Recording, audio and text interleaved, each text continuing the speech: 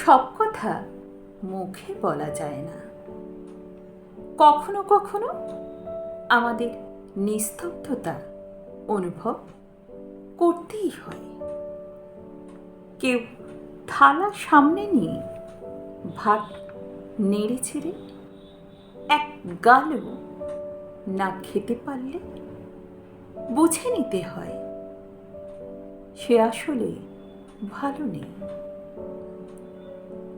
কেউ সামনে দাঁড়িয়ে যদি জিজ্ঞাসা করে,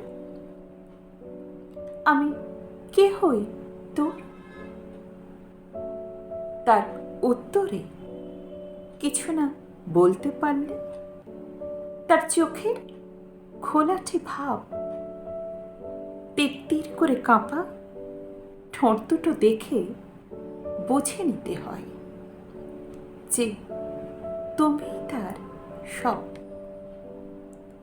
তেমনি হাজারবার ঘ্যান ঘ্যান করেও সামনের মানুষটার থেকে সাড়া না পেলে বুঝে নিতে হয় সে আসলে তোমাকে চাইছে না। কেউ খুব চেনা রাস্তায় হাঁটতে হাঁটতে হঠাৎ চুপ করে থমকে দাঁড়ালে বুঝে নিতে হয় এই পথে আগে কখনো সে একলা হাঁটেনি। পছন্দের গান শুনতে শুনতে কেউ অন্যমনস্ক হলে বুঝে নিতে হয় এই গানটি তার খুব নিজস্ব। আচমকা কোনো পারফিউমের গন্ধে কেউ পিছন ফিরে তাকালে যেন কিছু একটা খুঁজে বেড়াচ্ছে। আবার সে সামনে হেঁটে যায়।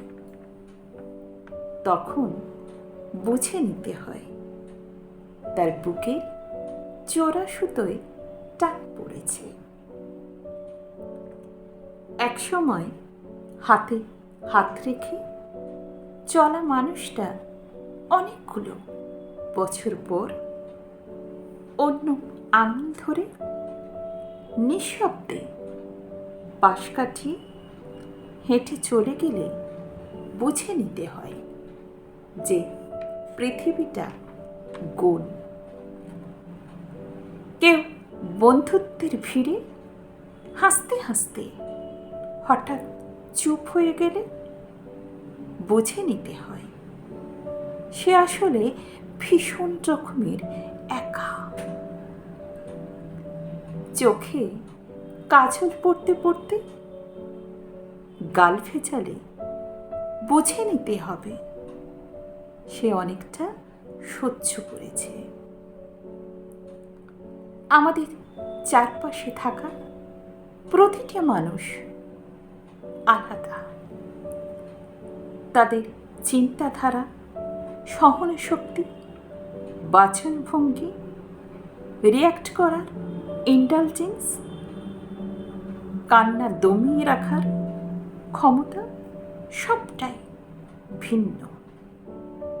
কিন্তু কোথাও না কোথাও তাদের নিস্তব্ধতাগুলো ভীষণ একই রকম, এক সুতোয় বাঁধা।